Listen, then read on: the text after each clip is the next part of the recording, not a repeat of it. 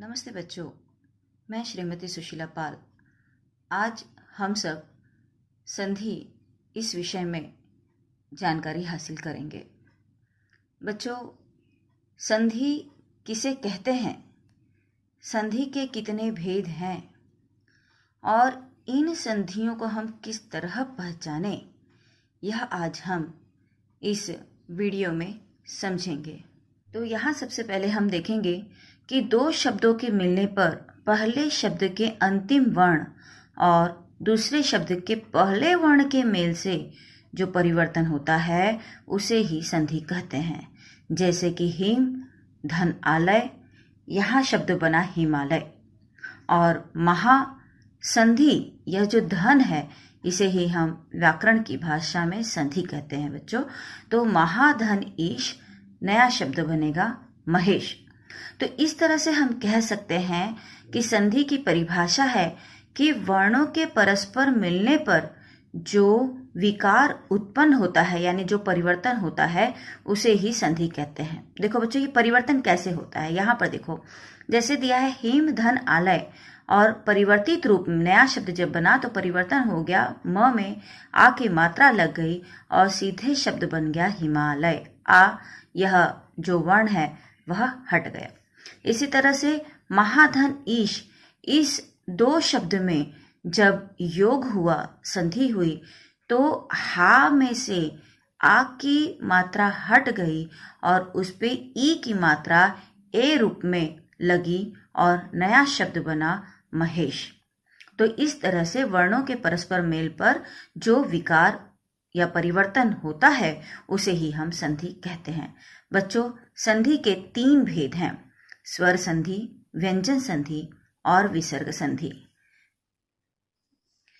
अब हम समझेंगे कि संधि के कितने भेद हैं। बच्चों, संधि के तीन भेद हैं: स्वर संधि, व्यंजन संधि और विसर्ग संधि।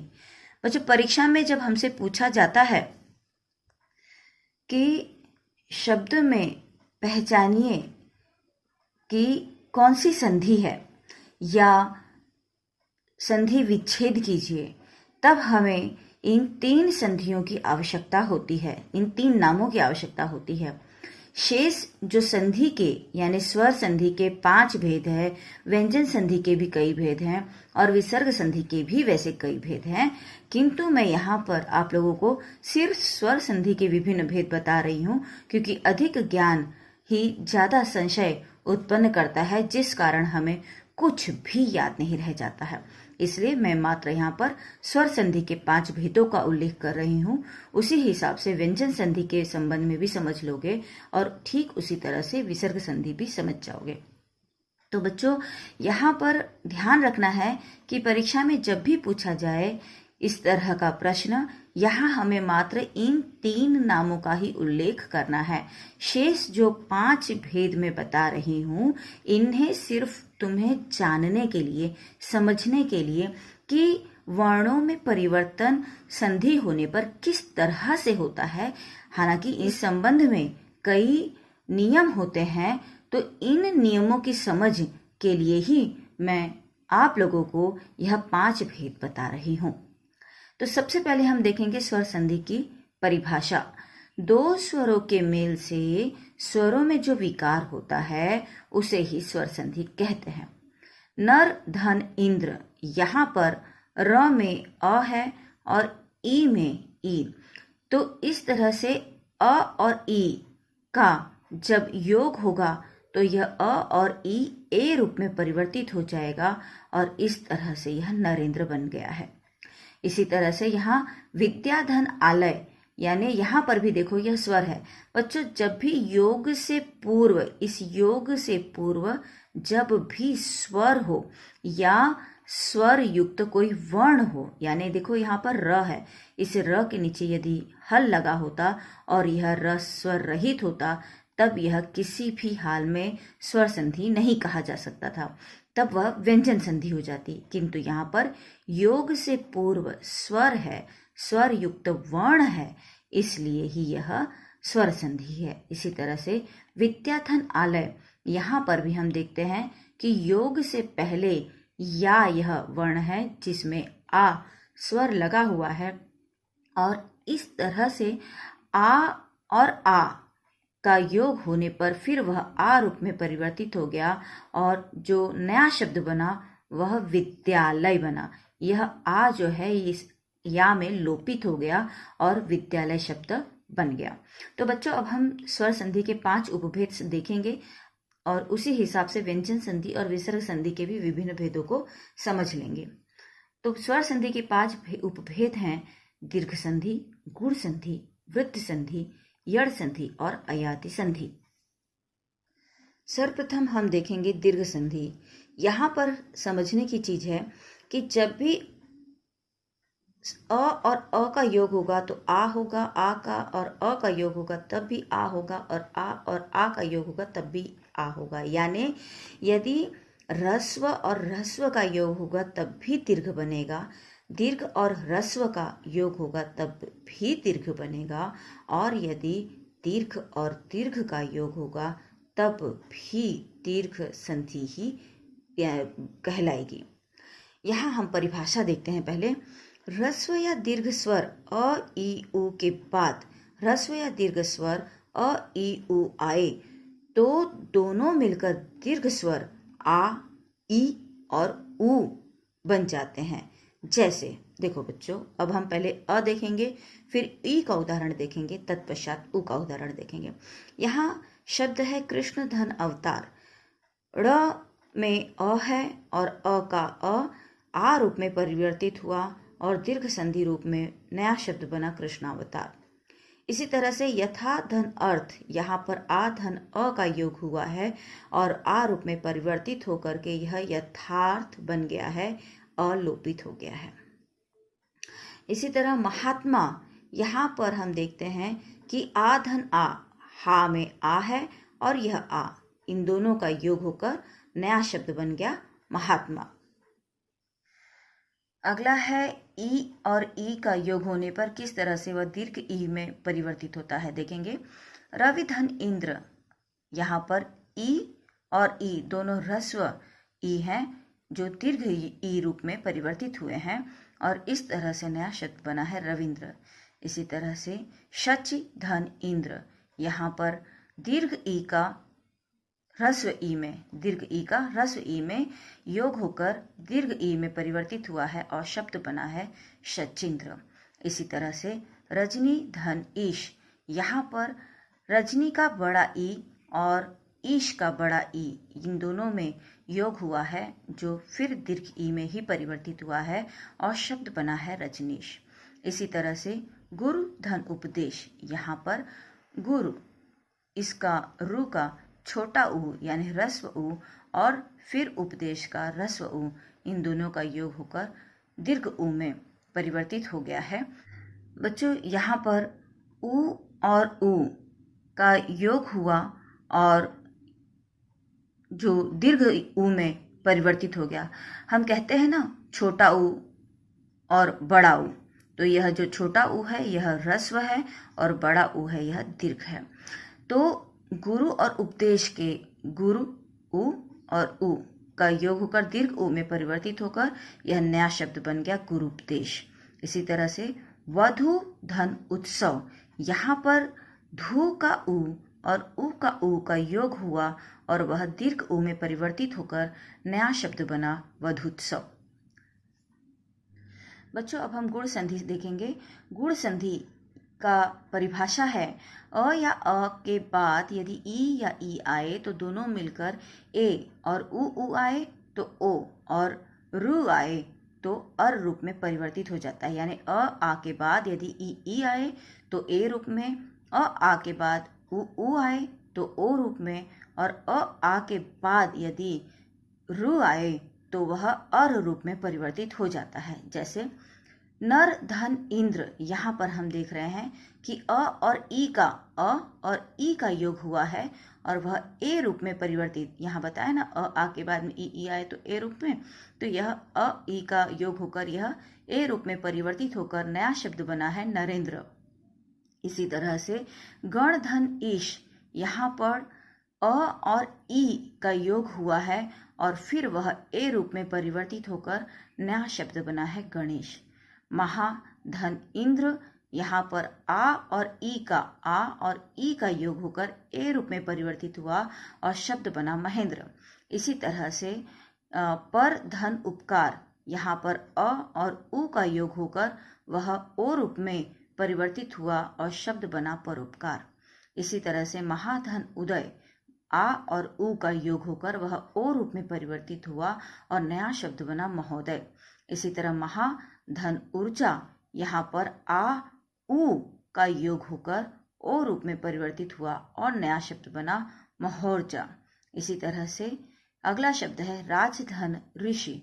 यहाँ पर अ का योग रु के साथ हुआ और जब भी अ या आ का बाद रु आएगा तो वह अर रूप में परिवर्तित हो जाएगा और इसलिए यहाँ पर अर रूप में परिवर्तित होकर के यह राज ऋषि यह बन गया राजर्षि।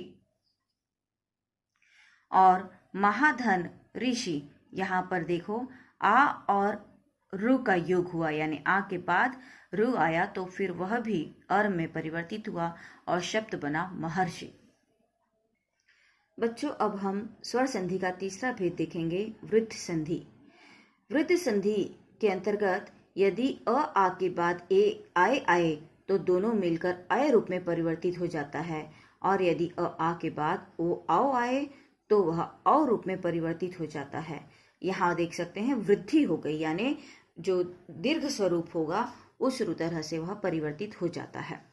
इसलिए अब यहाँ पर देखो एक धन एक शब्द बना एक ऐक, क्योंकि यहाँ पर अ और ए का योग हुआ और तो ऐ रूप में परिवर्तित हो जाएगा, इसीलिए अ और ए का योग और अय रूप में परिवर्तित होकर के यह नया शब्द बना एकाएक। इसी तरह से तथा और एव में आ और ए का योग होकर वह अय रूप में परिवर्तित हुआ और शब्द बना तथैव। इसी तरह से मत धन ऐक्य, यहाँ पर अ और अय का योग होकर नया शब्द जो है अय रूप में परिवर्तित होगा और शब्द बना मत्ताऐक्य। इसी तरह से महाधन ऐश्वर्य, यहाँ पर आ और अय, हा का आ और अय इसका योग होकर वह फिर अय रूप में परिवर्तित हुआ और नया शब्द बना महाऐश्वर्य। इसी तरह से महाधन ओजस्वी, यहाँ पर हा का आ और ओ इन दोनों का योग होकर वह औ रूप में परिवर्तित हुआ और नया शब्द बना महौचस्वी। इसी तरह परम धन औदार्य, यह पर अ और औ का योग होकर औ रूप में परिवर्तित हुआ और नया शब्द बना परमौदार्य। इसी तरह महाधन औषध, यहाँ पर आ और औ का योग हुआ और वह औ रूप में परिवर्तित होकर महौषध यह शब्द बना। बच्चों, अब हम स्वर संधि का अगला भेद यड़ संधि समझेंगे। यहाँ पर यदि ह्रस्व या दीर्घ ई उ के बाद कोई भी असमान स्वर आए तो ई का य और उ का व हो जाता है और आगे आने वाला स्वर उनके साथ मात्रा के रूप में जुड़ जाता है। जैसे यदि धन अपि, यहाँ पर ई और अ का योग हुआ और नया शब्द नया वर्ण बना य और शब्द रूप में परिवर्तित होकर के यह यद्यपि दी का ई लोपित हो गया, द में हल लग गया यानी यह आधा द हो गया और अ य रूप में परिवर्तित हो गया और नया शब्द बन गया यद्यपि। इसी तरह से इति धन आदि, यहाँ पर भी ई और आ का योग होकर या रूप में परिवर्तित हो गया और हम देख रहे हैं कि त यह आधा हो गया, हल लग गया और इस तरह आ जो है वह या रूप में परिवर्तित होकर यहाँ का त उसको जुड़ गया आधा और नया शब्द बन गया इत्यादि। इसी तरह से ऊपरी धन उक्त, यहाँ पर ई और उ का योग हुआ और यू रूप में परिवर्तित होकर नया शब्द बना उपरयुक्त। यहाँ पर री हट गया है, यह री उ को यू रूप में परिवर्तित कर इस र को ऊपर रेफ रूप में लगा दिया गया और शब्द बन गया उपरयुक्त। इसी तरह से सुधन आगत, यहाँ पर उ और आ का योग होकर वा रूप में परिवर्तित हो गया और यह नया शब्द बना स्वागत। इसी तरह अनुधन ऐषण में उ और ए का योग हुआ और वे रूप में परिवर्तन हो गया, और यह जो न है यह न आधा हो गया और ए का वे हो गया और नया शब्द बनना अन्वेषण। इसी तरह से अनुधन अय, यहाँ पर उ और अ का योग होकर व रूप में परिवर्तित हुआ और नया शब्द बना अन्वय। बच्चों, अब हम स्वर संधि का अंतिम भेद समझ रहे हैं, जिसे अयादि संधि कहा जाता है। इस अयादि संधि में ह्रस्व या दीर्घ ए या ओ के बाद कोई भी असमान स्वर आए तो ए अय रूप में, आय आय रूप में, ओ अव रूप में और आव आव रूप में परिवर्तित हो जाता है, और आगे आने वाला स्वर उसके साथ मात्रा रूप में जुड़ जाता है। जैसे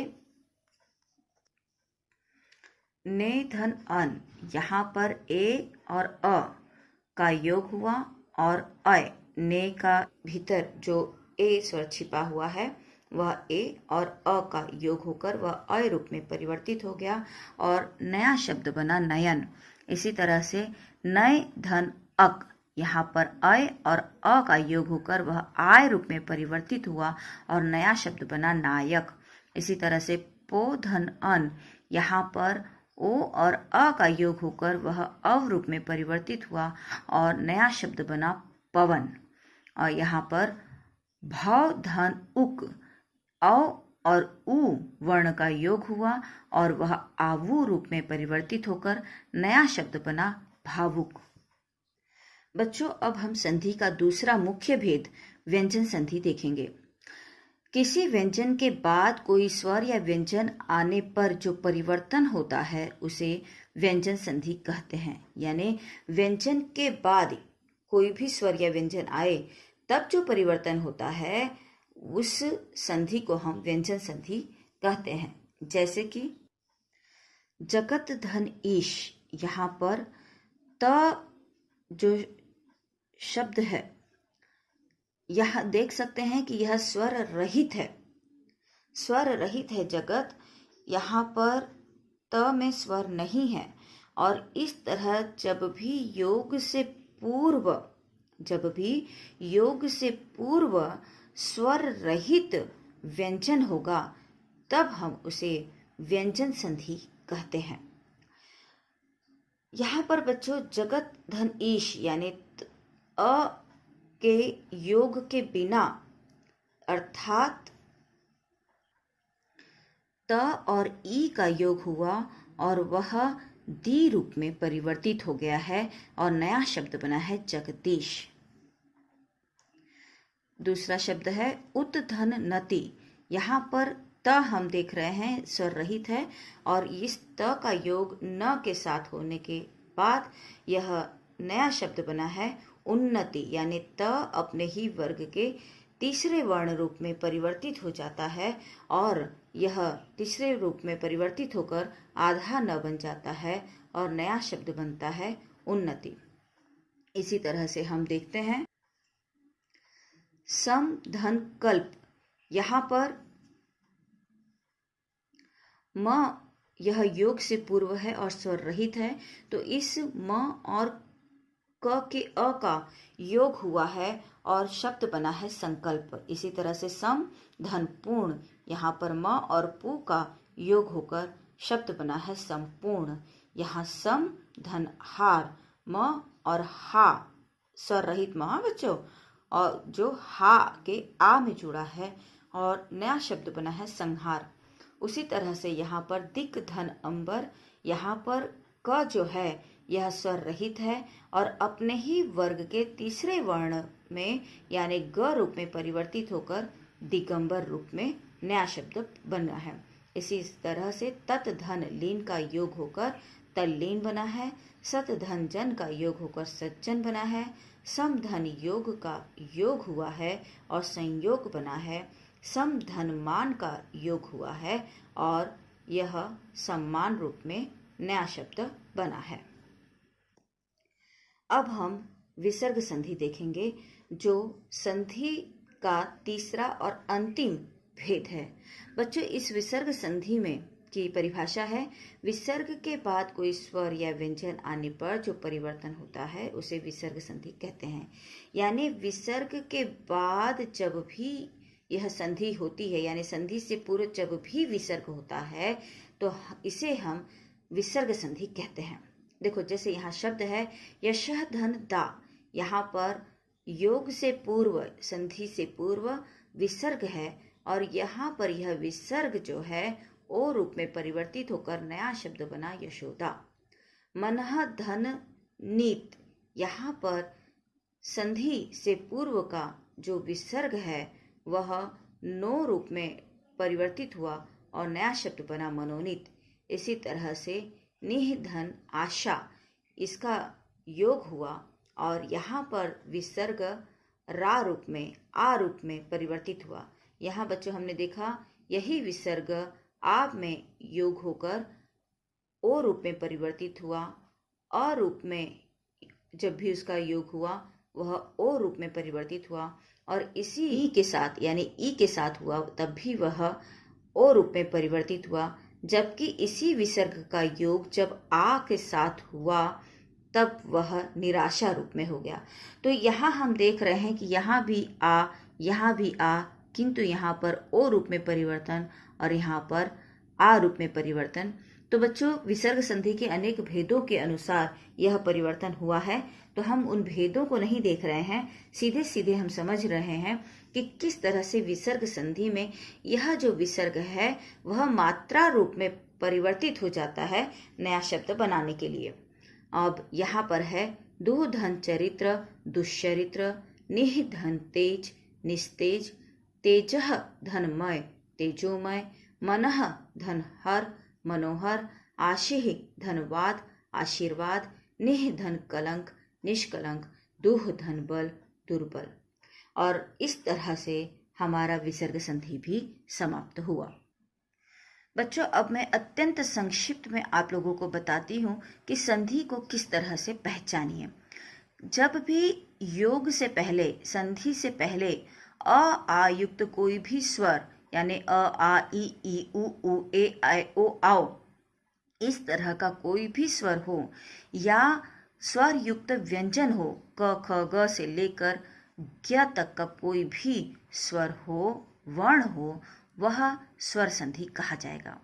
इसके विपरीत क से लेकर ज्ञ तक, लेकिन किस तरह से, जो स्वर रहित हो। देखो बच्चों यह क के नीचे हल लगा हुआ है, यानी इस क में अ का योग नहीं है, यह स्वर रहित क है और यह ज्ञ भी स्वर रहित है।